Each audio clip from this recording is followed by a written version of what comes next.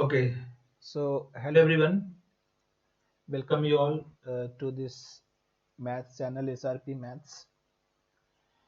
तो जैसा जैसा कि कि आप जानते हैं कि स्टेट स्ट्रेट लाइन का हम लोग थ्योरी पोर्शन स्टार्ट किए हैं and we are solving the questions basically we are first doing the theory portion. After that we'll do the questions also. So this is the video for the quick revision. It's very important for you all. So in the last video, we covered up to the different form of a straight line.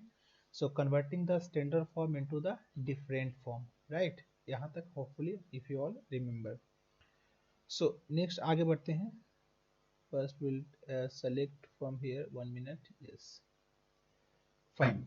So next here we have the different form or general equation. So you know, if I say any line, any line parallel parallel to y axis, तो अगर हमारे पास कोई भी line है जो y axis का parallel होगा तो उसका कैसा बनेगा. If we plot the diagram, so it is our here x axis, ये हो गया sir y axis, this is x dash, this is y dash. तो any line line parallel parallel to y axis कैसा बनेगा, कुछ ऐसा बनेगा. मैं डैश डैश से दिखा रहा हूँ ताकि आपको लाइन अलग से दिखे. So this we have made, let us suppose line, ये एक्चुअली ये पूरा होगा है ना, बस आपको बनाने के लिए दिखा रहा हूँ. तो this is the line parallel to y axis like this. तो इसके ऊपर क्या होगा, let us suppose this coordinate is something a comma 0, this coordinate is a comma 0. तो इसके ऊपर हमारे पास क्या होगा, x is equal to a, that is x is equal to constant होगा, x is equal to constant.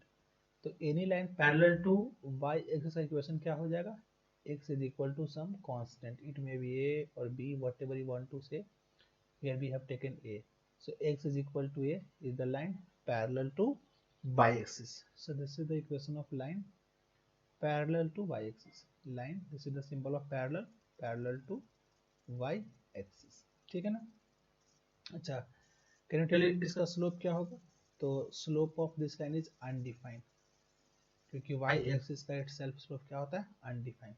Next, if I say line parallel to x axis, so अगर हमारे पास कोई भी लाइन है जो x एक्सिस का पैरेलल है, तो see, let us suppose this is our here coordinate system x y, here x dash and here it is y dash.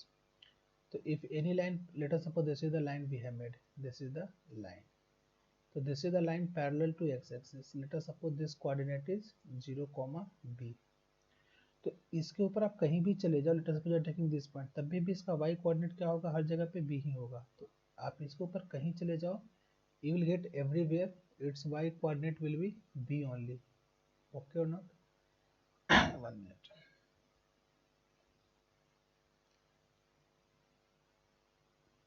So yes, so its y coordinate will be this one. So यहाँ पे हमारे पास क्या हो जाएगा, see, y I is equal to constant.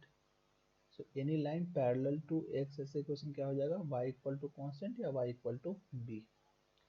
इसका slope क्या हो जाएगा, तो इसका जो स्लोप आ जाएगा दैट इज 0 आ जाएगा सर, क्योंकि x एक्सिस का पैरेलल हो गया ना. तो x एक्सिस का स्लोप क्या होता है अपने पास, 0 होता है. क्लियर और नॉट. ठीक है. सो नेक्स्ट चलते हैं हम लोग नेक्स्ट पेज के ऊपर. तो नेक्स्ट देखिए अपने पास क्या है. So parametric form form of of straight line, तो उसके ऊपर हम टी मान लेंगे तो वो आ जाएगा अपने पास. नेक्स्ट इसका पोलर फॉर्म देख लो, ये इंपॉर्टेंट है अपने पास थोड़ा सा, है ना. तो ट्रिगोनोमेट्रिक और पोलर फॉर्म, पोलर फॉर्म, यहाँ से जेई में क्वेश्चंस बनते हैं ट्रिगोमेट्रिक या पोलर फॉर्म को ऊपर ध्यान रखिएगा. So let us suppose how we can do this. तो ध्यान रखना बेटा, अगर हमारे पास यहाँ पे let us suppose we have any line, this is the line we have, okay. और यहाँ पे कोई भी हमारे पास गिवन पॉइंट है, let us suppose h comma k, we are saying that is the given point h comma k, this is the given point p. Now we want any point, let us suppose here q, that is from p it is the distance at, let us suppose to be r. तो ये जो distance कितना अपने पास r है, और चूंकि ये line, इसका स्लोप मुझे मालूम होगा इक्वेशन अगर गिवन होगा तो ये जो पॉइंट है ना, सो coordinate of points, coordinate of points on a line at a distance r, at a distance r from given point, from given point p is equal to h, k। यहाँ पे जो coordinate of q होगा that is equal to हो जाता है अपने पास कितना, तो देखो बेटा कैसे कर सकते हैं आप। मान लें अगर इसका कोऑर्डिनेट हमारे पास सर x, y है, तो हम निकाल सकते हैं। तो वो हमारे पास क्या होता है, that is equal to h plus r cos theta and y coordinate हो जाएगा k plus r sin theta. तो तुम कहोगे सर यहाँ माइनस भी तो हो सकता है, हाँ। तो अगर वो पॉइंट Q है तो इसको लेटर सपोज में Q डैश मान लेता हूँ, तो ए भी डिस्टेंस तो R होगा ना, तो इस पॉइंट से R डिस्टेंस पे तो 2 पॉइंट पॉसिबल है, एक तो ऊपर पॉसिबल था, एक नीचे में जा सकता है। तो अगर Q डैश का इक्वेशन लिखने जाओ ना, तो लिख सकते हो H minus R cos theta comma K minus R sin theta. यानी कि हम बोल सकते हैं कोई भी जनरल पॉइंट जो लाइन के ऊपर आता है ना, वो क्या हो जाएगा H plus minus R cos theta comma K plus minus R sin theta. तो इसका यूज करके हम किसी भी लाइन के ऊपर, किसी भी गिवन डिस्टेंस के ऊपर we can find the point. Okay और not, this is the important, hopefully you got my point. चलो एक क्वेश्चन जैसे अपने पास, इसको करके हम लोग देख लेते हैं। क्वेश्चंस करा दूं, क्वेश्चन भी कर सकते हैं या क्वेश्चन तो कर लेंगे, ठीक है ना। कुछ और पहले थ्योरी करा देता हूँ, उसके बाद क्वेश्चंस में आएंगे। क्वेश्चंस एक बार हम करेंगे जरूर। तो ये सब हम कर चुके हैं कि if any line, equation of line parallel to given line. तो यहाँ पे देख लो आप क्या, इक्वेशन ऑफ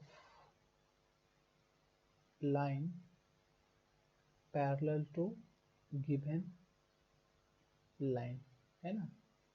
तो अभी थ्योरी ही कंप्लीट कर लेता हूँ पहले फटाफट एक बार, क्योंकि थ्योरी का रिवीजन वीडियो में बना रहा हूँ। तो लेट अस सपोज हमारे पास इक्वेशन ऑफ लाइन गिवन है, तो suppose to be equation of line B है, वेयर कहाँ चला गया, तो इक्वेशन ऑफ गिवन लाइन मान लेते हैं कि ax plus by plus C is equal to 0। तो ये हमारे पास एक कोई लाइन है जिसका इक्वेशन क्या है, ax plus by plus C is equal to 0। Now we want the equation of line that is parallel to this line. तो इसी के पैरेलल में हमारे पास दूसरा लाइन है, इसका इक्वेशन हम चाहते हैं। तो ध्यान रखिएगा, क्योंकि ये पूरा पार्ट सेम है, तो x एंड y का जो रेशियो है ना, दैट विल बी सेम। तो हो जाएगा ax प्लस by, और एक कांस्टेंट पार्ट सिर्फ जाकर चेंज हो जाएगा। बात समझ में आ रहा है। सो क्या हो जाएगा, सिर्फ वो तो सेम ही रहेगा। तो जो हमारे पास equation of required line, equation of required parallel line है ना, रिक्वायर्ड पैरेलल लाइन, वो हमारे पास क्या हो जाएगा, that is equal to ax plus by plus d हो जाएगा यहाँ पे, है ना। ax plus by plus d, यानी कि ये पूरा पार्ट सेम होगा, सिर्फ कांस्टेंट वाला पार्ट हमारे पास चेंज हो जाएगा। Similarly equation of line perpendicular to given line, perpendicular to given line, ये परपेंडिकुलर का सिंबल है अपने पास, है ना। वो क्या होगा सर, जैसे आपको हमारे पास यहाँ पे एक लाइन दे दिया, ये मान लीजिए आप equation ax plus by plus C equal to 0। अब इसके परपेंडिकुलर में दूसरा लाइन चाहते हैं, दिस इज द लाइन जिसका इक्वेशन हम लोग को चाहिए। ये आपका गिवन लाइन है, this is your given line, और ये आपका हो गया रिक्वायर्ड लाइन। तो जो रिक्वायर्ड लाइन का इक्वेशन होगा अपने पास, रिक्वायर्ड लाइन का इक्वेशन क्या हो जाएगा, तो ध्यान रखना इसका कॉफिशिएंट इंटरचेंज हो जाएगा अपने पास, यानी कि यहाँ पे हो जाएगा क्या बी एक्स, और ए माइनस का साथ जाएगा माइनस ए वाई, और जो कांस्टेंट पार्ट है ना ए इसमें चेंज हो गया, तो कांस्टेंट पार्ट तो चेंज दोनों में होगा, कांस्टेंट पार्ट चेंज दोनों में होगा। इसमें क्या अंतर आएगा हमारे पास कि माइनस भी हो जाएगा साथ में बी एक्स, और ये यहाँ पे माइनस से हो जाएगा।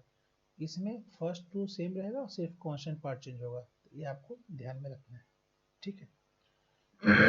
चलते हैं नेक्स्ट टॉपिक की तरफ, जो कि काफी इंपॉर्टेंट है, एंगल बिटवीन टू लाइंस।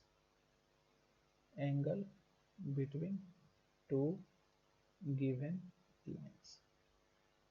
तो अगर हमारे पास दो गिवन लाइन है, उसके बीच का हम एंगल कैसे निकालते हैं, देखिए ध्यान से। Let us suppose we have two lines. This is the one line. This is the line number one. मान लेते हैं N1. This is our line 2. ठीक है। तो इसके बीच का एक एंगल हमारे पास यहाँ हो गया थीटा, या चाहो तो नीचे लिख सकते हो, और एक एंगल हमारे पास क्या होगा यहाँ पे होगा, that is pi minus theta. This is what pi minus theta. तो लेट अस सपोज अगर मैं बोलूँ कि इसका स्लोप हमारे पास क्या है m1, एंड इसका स्लोप क्या है हमारे पास m2, m1 एंड m2। तो एंगल बिटवीन टू लाइन क्या आता है अपने पास, तो टेन थीटा का जो वैल्यू आता है that is equal to m2 minus m1 divided by 1 plus m1 into m2 का मॉड वैल्यू। तो this is the formula for finding the angle between two line. अब यहीं से देख सकते हो कि if two lines are parallel, है ना, देन क्या होगा बेटा, थीटा का वैल्यू या तो 0 होगा या 180 होगा, ठीक है कि नहीं। तो दोनों ही केस में टेन थीटा तो 0 ही हो जाएगा, यानी कि यहाँ से आपका आ जाएगा m2 इक्वल टू m1। तो यहीं से कंडीशन निकालते हैं कि if two lines are parallel, two lines are parallel, अगर इसका स्लोप m1 है, इसका स्लोप m2 है, अगर दोनों लाइन पैरेलल है, तो कंडीशन क्या निकल के आ जाएगा sir, m1 must be equal to m2 हो जाएगा। दूसरा यहीं से, अगर दो लाइन हमारे पास एक दूसरे का परपेंडिकुलर है, if two lines are perpendicular to each other, उस केस में क्या हो जाएगा, देखिए if two lines are perpendicular, तो थीटा कितना हो जाएगा अपने पास 90 डिग्री। तो टेन थीटा क्या हो जाएगा, टेन एंटी अनडिफाइंड, यानी कि नीचे वाला पार्ट 0 हो जाएगा, यानी कि यहाँ पे आ जाएगा 1 plus m1 into m2 equal to 0, यानी कि यहाँ से क्या कंडीशन आ रहा है, m1 into m2 is equal to -1। तो if two lines are perpendicular, तो अगर इसका स्लोप m1 है और इसका स्लोप m2 है, तो दोनों का प्रोडक्ट कितना होगा अपने पास, -1 के बराबर। तो इस बात को भी हम ध्यान में रखेंगे। तो ये हमारे पास क्या हो गया, एंगल बिटवीन टू लाइन का टॉपिक कंप्लीट हो गया, ठीक है। अब आगे बढ़ते हैं नेक्स्ट टॉपिक की तरफ, position of point with respect to a line. तो जो हमारा नेक्स्ट टॉपिक आ रहा है that is the position of point, position of point with respect to a line, ये given line you can say, तो पॉइंट भी गिवन होगा, लाइन भी गिवन होगा अपने पास, है ना। तो देखो ध्यान से, जैसे अगर मैंने कोई भी एक लाइन बनाया लाइक दिस, तो ये लाइन ने क्या किया, this is a x plus b y plus c. तो इस लाइन ने पूरे प्लेन को दो पार्ट में डिवाइड कर दिया, एक तो ऊपर पार्ट हो गया लाइन का ऊपर में, और एक हो गया लाइन का नीचे में। तो ध्यान रखो बेटा, अगर मान लो कि यहाँ पे कोई पॉइंट है हमारे पास P x1 comma y1, similarly इस रीजन में इनफाइनाइट पॉइंट है, बहुत सारे पॉइंट है। तो अगर इस वाले पॉइंट को तुम इस क्वांटिटी में अगर यहाँ पे पुट करोगे, तो या तो वैल्यू पॉजिटिव होगा या वैल्यू नेगेटिव होगा, जीरो तो नहीं होगा ना, क्योंकि जीरो तब होता है जब ये इस लाइन के ऊपर होता है, लाइन के ऊपर तो है नहीं पॉइंट, तो पॉइंट बाहर में है, तो यानी कि जो वैल्यू आएगा या तो जीरो आएगा, सॉरी या तो पॉजिटिव आएगा नेगेटिव आएगा। अगर वैल्यू पॉजिटिव आया तो इस साइड में और भी जितने भी पॉइंट है ना, वो सब के लिए वैल्यू इसका पॉजिटिव ही आएगा। सिमिलरली अगर तुम इस साइड कोई पॉइंट उठाओगे, तो या वैल्यू पॉजिटिव आएगा या नेगेटिव आएगा, तो या तो वैल्यू पॉजिटिव है या नेगेटिव है, तो इस रीजन में जितने भी पॉइंट है वो सबके लिए सेम साइन होगा। इसका मतलब आप ये बोल सकते हो कि point containing same side of line, same side of line having same sign। इसका मतलब मान लो पॉइंट P है, इस पॉइंट को हम Q मान लेते हैं x2, y2। अब ध्यान दो, और इस लाइन को हम L मान लेते हैं, L इज इक्वल टू 0। तो जब उस पॉइंट को हम LP का मतलब है कि इस वाले जो पॉइंट है ना उसको लाइन में सेटिस्फाई कराओ, ax1 plus by1 plus c। Similarly LQ का मतलब क्या है, दैट इज ये जो Q पॉइंट है ax2 plus by2 plus c। तो या तो चूंकि यहाँ पे क्या है AP एंड Q दोनों सेम साइड में है, तो LP पॉजिटिव होगा तो LQ भी पॉजिटिव होगा, अगर LP नेगेटिव होगा तो LQ भी नेगेटिव होगा। इसका मतलब हम बोल सकते हैं कि सर जो प्रोडक्ट आएगा LP इंटू LQ दैट तो कंफर्म 0 से बड़ा होगा सर, क्योंकि अगर दोनों नेगेटिव हुआ तो नेगेटिव इंटू नेगेटिव पॉजिटिव, और अगर ये दोनों पॉजिटिव हुआ तो positive into positive is positive. यानी कि अगर LP into LQ greater than 0, this implies both points lies same side of line, है ना, same side of line। if LP into LQ less than 0, this implies both points lies opposite side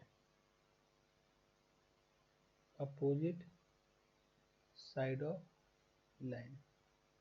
तो दोनों कहाँ पे लाई करेगा अपने पास, opposite side में लाई करेगा, ठीक है ना। तो ये हम ध्यान रखिए, position of point with respect to line के ऊपर, इसके ऊपर क्वेश्चंस आते हैं जे में कि find the condition of alpha for which given point is lying inside the triangle. तो वो बात हम ध्यान रखना अपने को। नेक्स्ट आते हैं, नेक्स्ट टॉपिक है perpendicular distance, perpendicular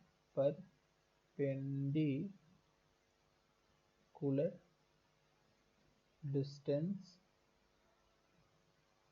of a point from given line। इसका मतलब क्या आ जाएगा अपने पास, देखिए if we have a line, let us suppose this is the line ax plus by plus c is equal to 0 and we have a given point p x1 y1। तो इस वाले point से आप इसके ऊपर perpendicular distance we want to find, this is the perpendicular distance over here, that is what 90 degree p and this is here q। तो इसको आप चाहो तो d लिख सकते हो, कई बच्चे इसको p भी लिखते हैं। तो ये d है जो कि हमारा pq के बराबर है। तो होता क्या है सर, इस वाले पॉइंट को इसमें सेटिस्फाई कराओ, यानी कि ax1 plus by1 plus c divided by में क्या होता है, root under of coefficient of x का square plus coefficient of y का स्क्वायर। तो this is the formula for the perpendicular distance, ध्यान रखना। This is mod, mod cannot be negative because it is length na, that's why we have given the mod over here, okay। next आता है अपने पास कि distance between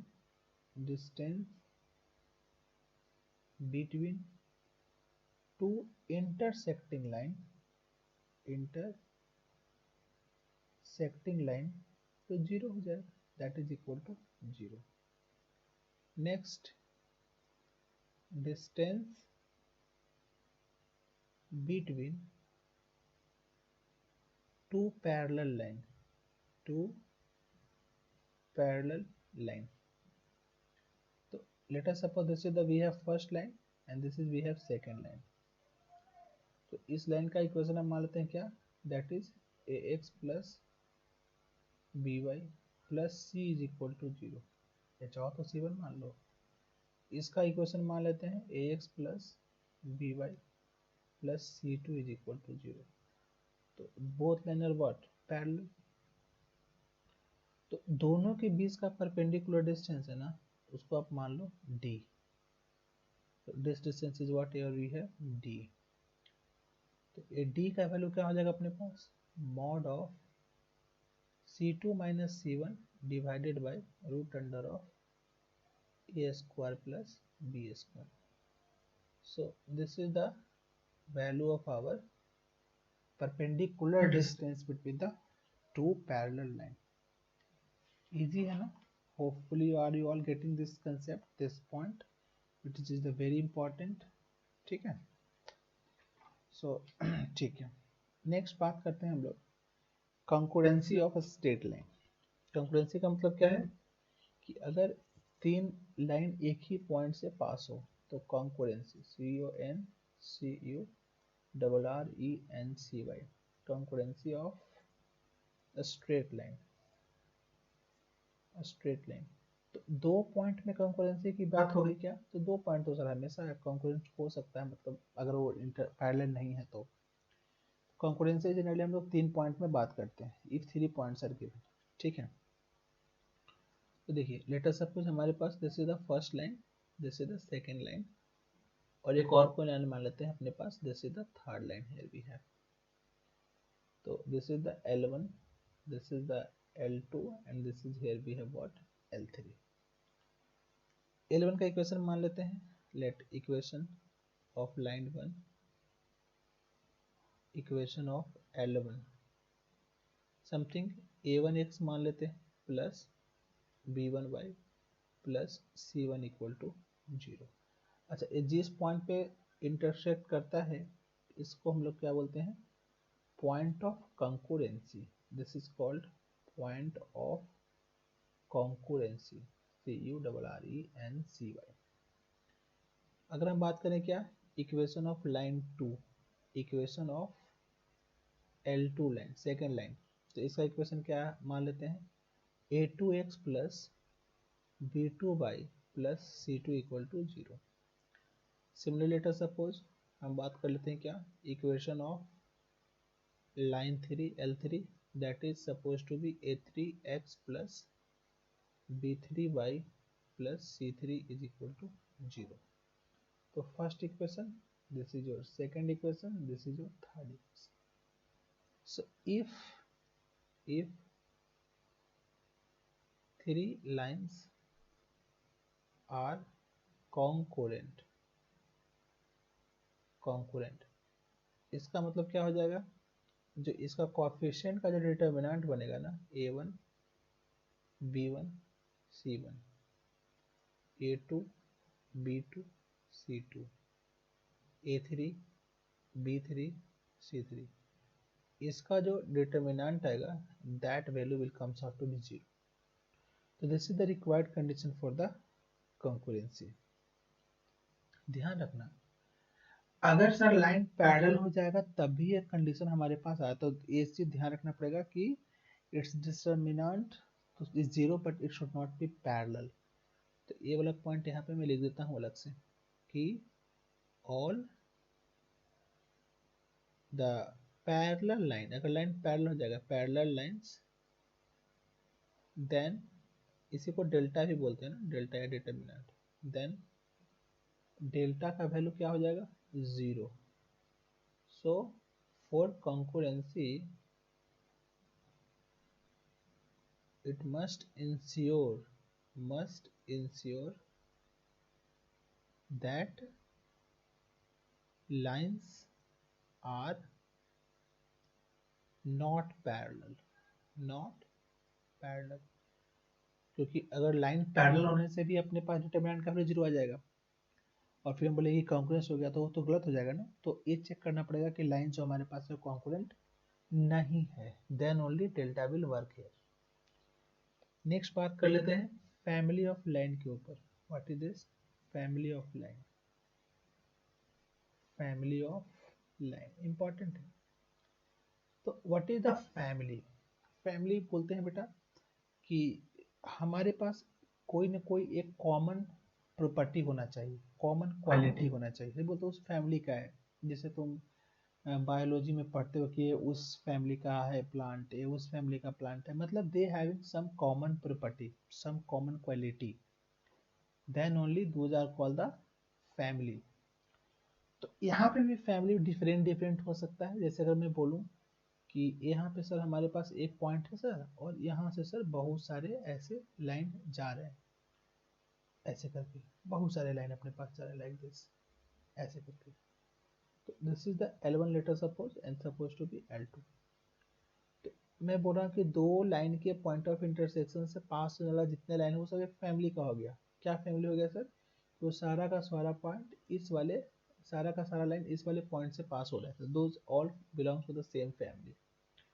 तो let us suppose if I say L1 equation is same, a1x plus b1y plus c1 equal to 0, L2 equation is equal to a2x plus b2y plus c2 equal to 0, ठीक है।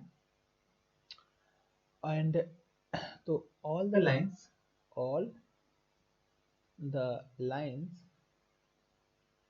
passing through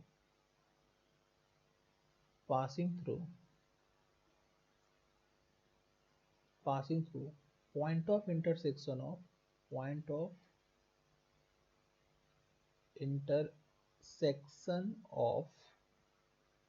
L1 and L2 given by हम बोल सकते हैं क्या, L1 plus lambda times L2 is equal to 0। तो L1 plus lambda times L2 अगर हम कर देंगे तो it will give the all the line passing through the this point. यहाँ पे लेमडा क्या है? तो here lambda is an arbitrary constant,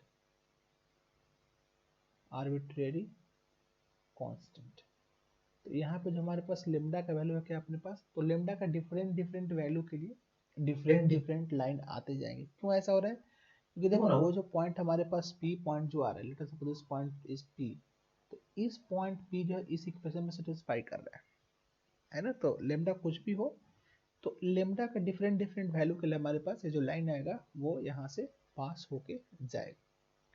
similarly बोल सकते हैं कि all the line having the equal intercept that is also one family. बोल सकते हैं all the line having the same slope, वो भी एक डिफरेंट फैमिली का आ सकता है, सेम फैमिली का आ सकता है। तो इस तरीके से हम फैमिली ऑफ लाइन बहुत सारा करके इस तरह से बोल सकते हैं। सेम स्लोप हो सकता है, यहाँ पे हमने बोला है कि सेम पॉइंट से पास हो रहा है, तो इस तरीके से हम सेम फैमिली ऑफ पॉइंट की बात कर सकते हैं, ठीक है ना। नेक्स्ट आते हैं लोकस के बारे में कि व्हाट इज लोकस। तो लोकस का एक्चुअली ये हमारा सर्कल का भी पार्ट है, पैराबोला में भी आएगा, इलिप्स में भी आएगा, हाइपरबोला में भी आएगा, हर जगह आएगा।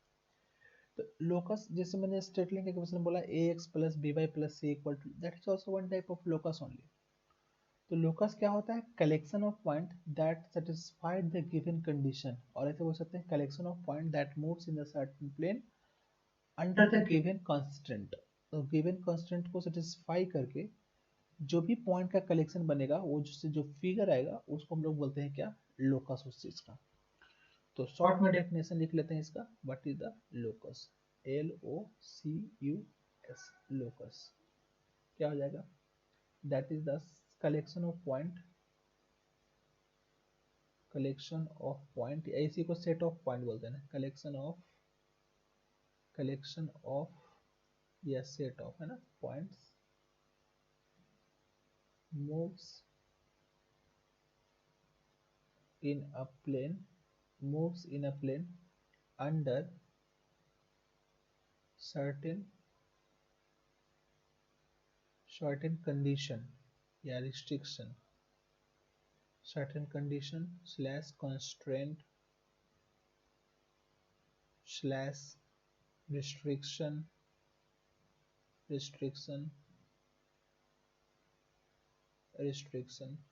as is called locus, उसी को हम लोग क्या बोलते हैं बेटा, लोकस बोल देते हैं, ठीक है ना। अच्छा सर, फॉर एग्जाम्पल के लिए example, set of points which having which having a fixed distance, which having a fixed distance from given point, from given points. Let us suppose we have a given point. This is the given point, supposed to be point P है, h comma k है. तो यहाँ से एक मान लो बोलता हूँ r distance पे जितने सारे पॉइंट है उसको आप कलेक्ट कर लो. तो r पे एक पॉइंट यहाँ हो सकता है, इस तरह से यहाँ भी हो सकता है. तो एक सर्कल बन जाएगा, इट विल फॉर्म सर्कल. तो सारे पॉइंट आ जाएंगे जिसका डिस्टेंस यहाँ से हमारे पास क्या है, सेम है. तो इसका लोकस क्या निकल के आ रहा है, सर्कल. तो इसका जो हमारे पास लोकस क्या निकल के आया, सर्कल. यानी कि लोकस क्या होता है कि वो गिवन कंडीशन को सेटिस्फाई करके जितने भी पॉइंट आएंगे that will form a locus. तो लोकस का डिफरेंट, इसमें थ्योरी आपको ज़्यादा नहीं है, ये सभी है. और इसके ऊपर क्वेश्चंस लेकिन बहुत सारे हैं. क्वेश्चंस का मैं नेक्स्ट वीडियो बनाऊंगा बेटा. So we are doing here only the theory part, right. Next हम बात करते हैं आगे किसका, एंगल बाइसेक्टर का. जैसे इसका लोकस भी क्या हो सकता है. तो अगर सर यहाँ पे कहाँ चला गया, हाँ, तो अगर मान लीजिए ये हमारे पास लोकस का पॉइंट है तो इसको एक्स कॉमा वाई बोल सकते हो. तो इसका लोकस क्या निकल के आ सकता है कि सर इस पॉइंट को आप सी बोल लो, ये सेंटर है ना, इसको सी बोल लो. तो क्या हो सकता है सर, सी पी का जो वैल्यू होगा सर वो आर हो जाएगा. या C P actually perpendicular length ही है एक्चुअली, है ना.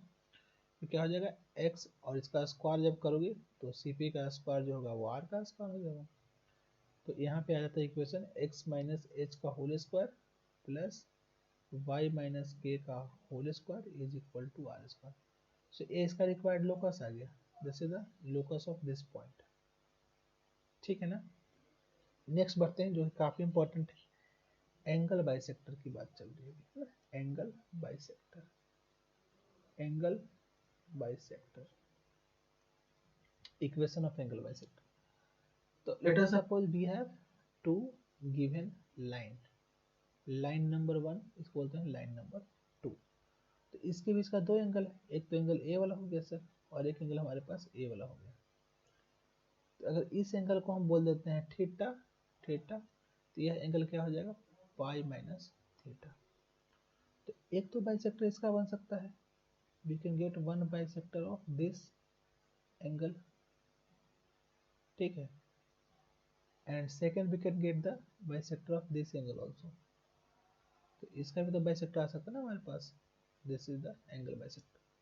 इसको मान लेते हैं बाइसेक्टर B1, इसको मान लेते हैं बाइसेक्टर B2. तो मैं ज़्यादा लिख नहीं रहा हूँ, a1x plus b1y plus c1 equal to 0.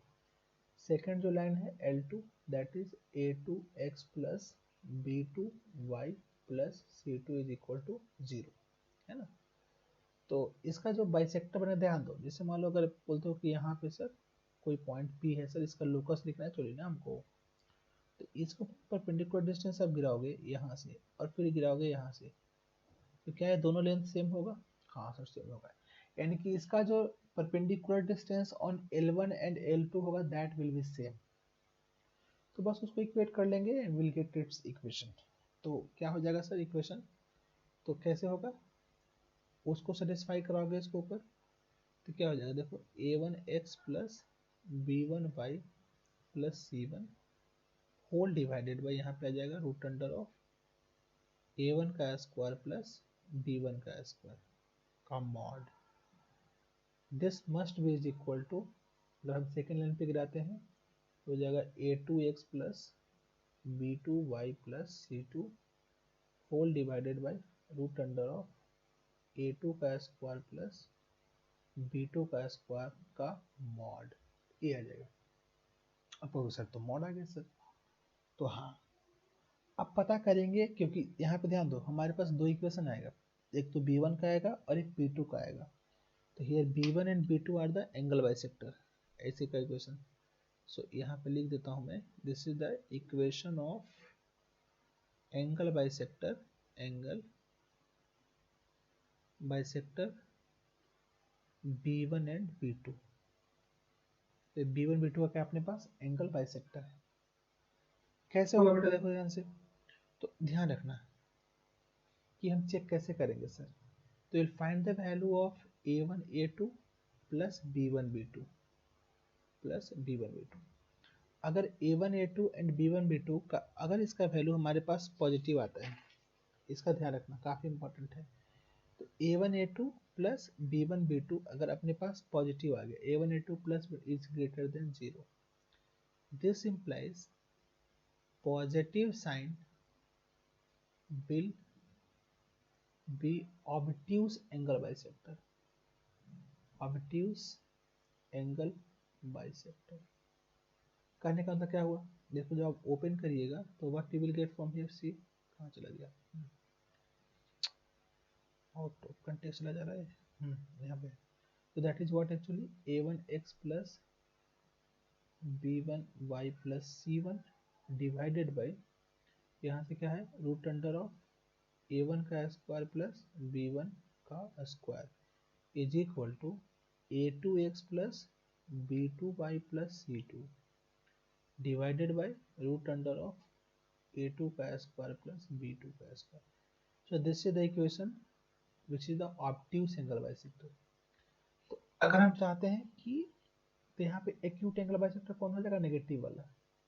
तो हमारे पास एक्यूट एंगल बाइसेक्टर वो क्या हो जाएगा सर, तो नेगेटिव साइन कंटेन करेगा, यानी कि यहाँ आ जाएगा a1x plus b1y plus c1 divided by root under of a1 का स्क्वायर प्लस b1 का square is equal to negative sine of a2x plus b2y plus c2 divided by root under of a2 का square plus b2 का square. So this is the acute angle bisector, negative sine वाला।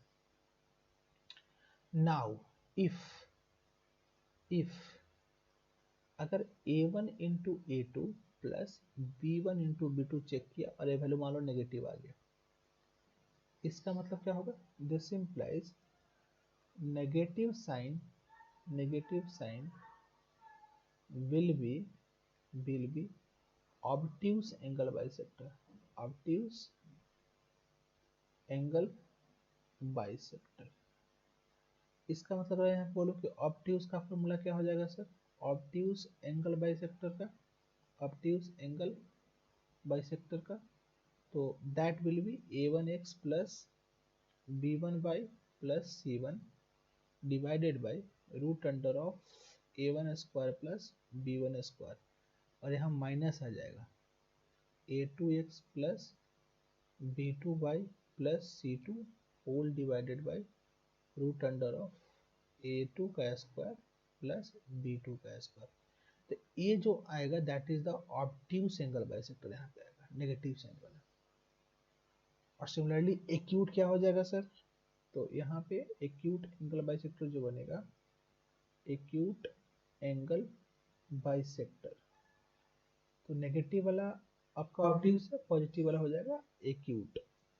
तो ये हो जाएगा क्या, a1x plus b1y plus c1 whole divided by root under a1 square plus b1 का square is equal to a2x plus b2y plus c2 whole divided by root under of a2 का square plus b2 का square, और यहाँ पे आ जाएगा negative sign. तो हाँ नहीं, पीछे में जो यहाँ पे हमारे पास क्या था, नेगेटिव साइन हो जाता क्या, ऑब्ट्यूज, तो यहाँ पे पॉजिटिव रह जाएगा, positive will be the acute. तो ये हमारे पास ध्यान रखना है acute and obtuse angle bisector का कंसेप्ट, ठीक है कि नहीं। और ध्यान रखिए दोनों जो angle bisector that is always the perpendicular to each other, है ना। तो L1 L2 जो होता है, sorry B1 B2, so B1 perpendicular to B2 always. तो दोनों जो एंगल बाइसेक्टर है, तो एंगल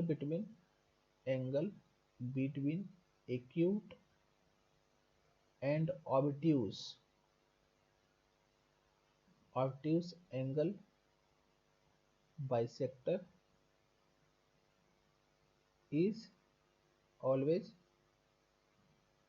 90 डिग्री, तो उसके बीच का एंगल क्या आ जाएगा अपने पास 90 डिग्री। तो इसमें यहीं तक करते हैं, इसके आगे फिर हम पेयर ऑफ स्ट्रेट लाइन का वीडियो बनाएंगे। तो यहाँ तक देखिए, और अगर वीडियो अच्छा लग रहा हो तो लाइक शेयर सब्सक्राइब तो जरूर बनता है बेटा, कर दिया करना, है ना। चलो बाकी मिलते हैं नेक्स्ट वीडियो में। वीडियो में हम कोई ज़्यादा फालतू बात नहीं करते, सीधा हम लोग पढ़ाई करने वाले बच्चे हैं। तो जो भी पढ़ाई करने वाले बच्चे हैं उनको आप शेयर करिए और वीडियो को लाइक से सब्सक्राइब कर दीजिए, ठीक है ना। चलिए, thank you so much, will meet in the next video. Thank you.